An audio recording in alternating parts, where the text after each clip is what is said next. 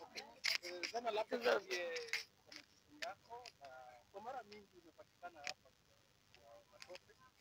Tuambie uzuri ya Mai Matope na labda una expect nini na umeifanya mara ngapi? Leo kwa hapa ni mara ya pili kuja kupanda mkopo hapa. Kwa majina ya kwanza naitwa Zainab, natokea Strategic Community Development Organization. Sisi ndo wenye hapa. Hapa ni kweli? Hapa ni kwetu. You own the place? Sisi ndo tumekuwa located hii ya restore mangrove.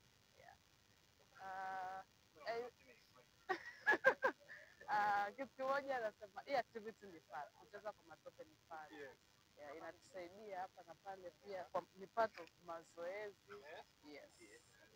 So mimi naambia wale wageni wenye wamefika leo wakuje wa have fun. Yes. Na hizi zinakaa wapi hizi ndege?